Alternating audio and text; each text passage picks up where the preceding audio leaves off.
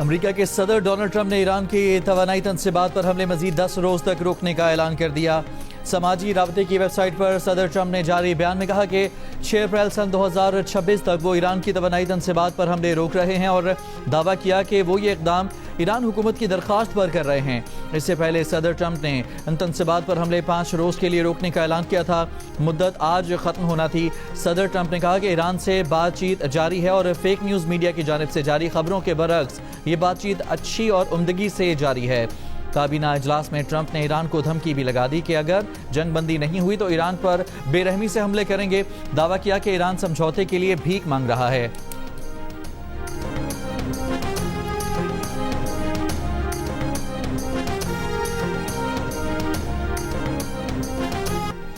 امریکی صدر ٹرمپ کی گفتگو میں ایک بار پھر پاکستان کے وزیر اعظم شہباز شریف کا ذکر کہا۔ پاکستانی وزیر اعظم بہت اچھے آدمی ہیں۔ پاکستانی وزیر اعظم نے یہ بھی کہا تھا کہ اگر ٹرمپ جنگ نہ رکواتے تو لاکھوں افراد مارے جاتے۔ امریکہ کے صدر ڈونلڈ ٹرمپ کے خصوصی مندوب سٹیو وٹکاف نے بطور ثالث پاکستان کے کردار کو سراہا۔ کہا پاکستان کی وجہ سے عمدہ اور مثبت پیغامات کا تبادلہ ہوا ہے۔ ایران کے قائل ہونے کے مضبوط اشارے مل رہے ہیں۔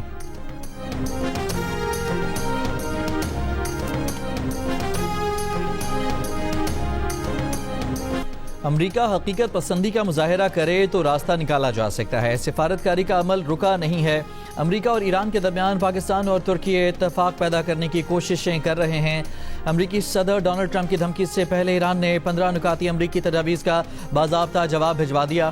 برطانوی خبر رساں ایجنسی کے مطابق ایرانی عہدیدار نے کہا کہ جنگ بندی کی امریکی تجاویز یک طرفہ اور غیر منصفانہ ہیں، صرف اسرائیلی اور امریکی مفاد میں ہیں۔ پاکستان کے ذریعے ملی امریکی تجاویز کا جائزہ لیا۔ پاکستان کو موقف دیا تھا کہ امریکی تجاویز میں ضروری تقاضوں کی کمی ہے۔ ابھی تک مذاکرات کے لیے کوئی انتظام نہیں ہوا۔ اس مرحلے پر بات چیت کا کوئی منصوبہ ابھی نظر نہیں آتا۔ دوسری جانب ایرانی خبر رساں ایجنسی کا کہنا ہے کہ ایران اب امریکہ کے رد عمل کا انتظار کر رہا ہے۔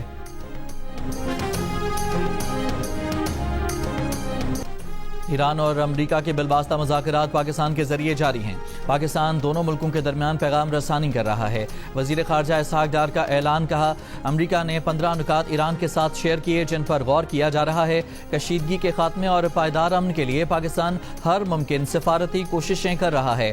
مشرق وسطیٰ کی صورتحال کا حل صرف مذاکرات اور سفارتکاری میں ہے۔ ترکی اور مصر سمیت برادر ممالک بھی امن کوششوں میں مدد کر رہے ہیں۔ اسحاق ڈار نے اپنے پیغام میں امریکی اور ایرانی وزرائے خارجہ اور امریکی مذاکرات کار سٹیو وٹکاف کو بھی ٹیگ کیا۔ وزیر خارجہ اسحاق ڈار کے ترک وزیر خارجہ حاکان فیدان اور اردن کے وزیر خارجہ ایمن الصفدی سے رابطے۔ کشیدگی میں فوری کمی کی ضرورت پر زور۔ پاکستان نے خطے میں امن اور استحکام کے لیے اپنا عزم دہرایا۔ علاقائی صورتحال، معیشت اور توانائی پر صدر آصف علی زرداری کی زیر صدارت اجلاس۔ وزیر اعظم شہباز شریف اور فیلڈ مارشل آصم منیر بھی شریک۔ عالمی سطح پر تیل اور گیس کی قیمتوں، سپلائی میں اتار چڑھاؤ اور پاکستان کی اقتصادی صورتحال پر اس کے اثرات کا جائزہ لیا گیا۔ وزیر خزانہ اور وزیر پیٹرولیم نے پیٹرول کی قیمتوں کو مستحکم رکھنے کے اقدامات پر بریف کیا۔ موجودہ علاقائی صورتحال کے پاکستان کی سلامتی اور اقتصادی معاملات اور غذائی تحفظ پر اثرات پر بھی غور کیا گیا۔ اقتصادی مینجمنٹ، توانائی کی منصوبہ بندی، غذائی تحفظ اور سیکیورٹی امور مربوط رکھنے پر اتفاق کیا گیا۔ اجلاس میں عوامی آگاہی پر بھی زور دیا گیا تاکہ ایندھن کی کھپت کو کم کیا جا سکے۔ پبلک ٹرانسپورٹ کے استعمال اور شیئر رائڈ سسٹم پر بھی زور دیا گیا۔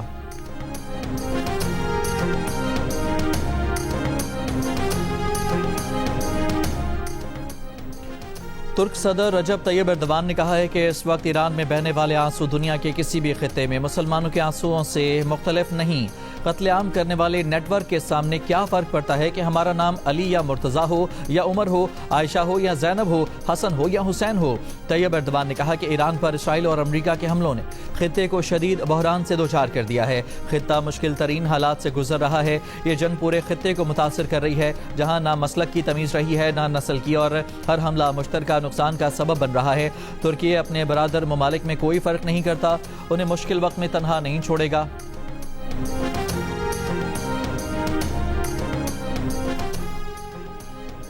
ایرانی فوج کا جنگ میں اب تک 800 امریکی فوجی ہلاک اور 5000 زخمی کرنے کا دعویٰ۔ ترجمان ایرانی فوج نے کہا ہے کہ بمباری سے 1321 اسرائیلی فوجی بھی ہلاک ہوئے ہیں۔ ترجمان نے کہا کہ جنگ میں 17 امریکی اڈے تباہ کیے گئے ہیں۔ امریکی فوج کا ہوٹل میں چھپنا ذلت آمیز پسپائی ہے. امریکی فوجی حکمت عملی کی ناکامی اس کی ساکھ کو دھچکا ہے. 4 مطالبات پورا ہونے تک امریکہ کو جانے نہیں دیں گے. ایران کے اسرائیل پر شدید حملے. اسرائیلی ساحلی شہر حیفا اور دمونا سمیت مقبوضہ علاقوں میں قائم یہودی بستیوں کو نشانہ بنایا. حملوں میں متعدد اسرائیلی زخمی. عمارتیں تباہ ہو گئیں. اسرائیلی فوج کا متعدد ایرانی میزائلوں کو فضا میں تباہ کرنے کا دعویٰ. حزب اللہ کے حملے میں اسرائیلی ایلیٹ فورس کے فوجی کی ہلاکت کا اعتراف کیا. پاسداران انقلاب کے مطابق اسرائیل کے 70 سے زائد مقامات کو نشانہ بنایا. بحیرہ عرب میں امریکی طیارہ بردار بحری جہاز USS ابراہم لنکن پر فلائٹ آپریشن کے دوران ایک نیوی سیلر زخمی ہوا. ایران نے دعویٰ کیا تھا کہ بحری بیڑے ابراہم لنکن پر حملہ اس نے کیا تھا.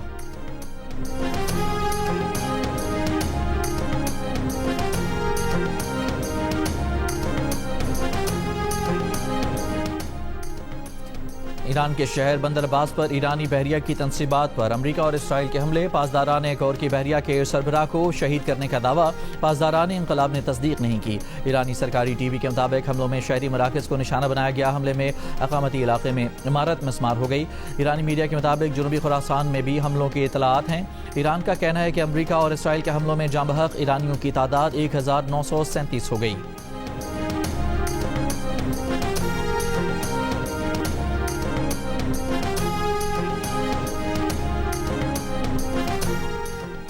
تہران میں پاکستانی سفارت خانے اور سفیر کے گھر کے قریب فضائی بمباری. خوش قسمتی سے پاکستانی سفارت خانے اور سفیر مدثر ٹیپو کی رہائش گاہ کو کوئی نقصان نہیں پہنچا. سفارتی ذرائع کے مطابق پاکستانی سفارت خانے کے سامنے ایرانی فوجی مرکز ارتش ہے. پاکستانی سفیر مدثر ٹیپو پاسداران کی علاقے میں مقیم ہے. یوکرینی صدر ولادیمیر زیلنسکی دورے پر سعودی عرب پہنچ گئے. انہوں نے کہا کہ ایرانی ڈرون حملے روکنے کے لیے یوکرینی ماہرین سعودی عرب اور قطر سمیت مشرق وسطیٰ کے ملکوں میں سرگرم ہیں. یوکرینی ماہرین کو روس سے جنگ میں ڈرون حملے ناکام بنانے کا وسیع تجربہ ہے. ہم چاہتے ہیں کہ مشرق وسطیٰ کے ملک بھی اپنے دفاعی نظام کے میزائلوں سے یوکرین کو مضبوط کریں. یوکرین کو فنڈز کی ضرورت ہے. یوکرین کی ڈیفنس انڈسٹری اپنی صلاحیت کے نصف پر کام کر رہی ہے. ہمیں مزید ڈرونز بنانے کے لیے پیسوں کی ضرورت ہے. چینی بحری جہاز داشنگ 2 طرفہ بحری مشق کے لیے کراچی پہنچ گیا. پاک بحریہ نے پیپلز لبریشن آرمی کے جہاز کا استقبال کیا. سی گارڈین مشقوں کا مقصد دونوں بحری افواج کے درمیان آپریشنل ہم آہنگی کو فروغ دینا اور خطے میں امن و استحکام کے لیے مشترکہ عزم کو ظاہر کرنا ہے. مشقیں 2 اپریل تک جاری رہیں گی.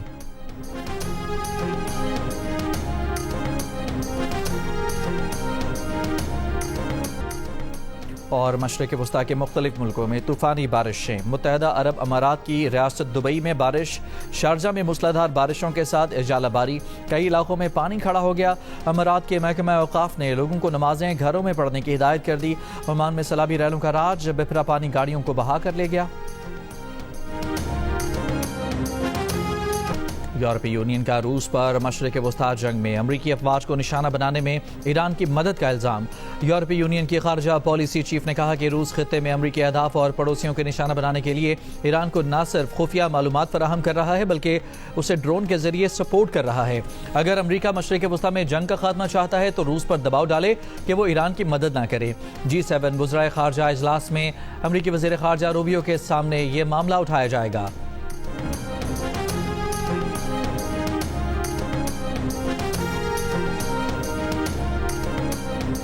امریکی وزیر خارجہ مارکو روبیو کا کہنا ہے کہ ان کے خیال میں روس کی تمام تر توجہ ایران کی مدد کے بجائے یوکرین کی جنگ پر مرکوز ہے. مارکو روبیو نے اس بارے میں مزید تفصیلات بتانے سے گریز کیا ہے. امریکی وزیر خارجہ نے کہا کہ امریکہ کے اتحادیوں کو ابنائے ہرمز کی حفاظت کے لیے آگے آنا ہوگا.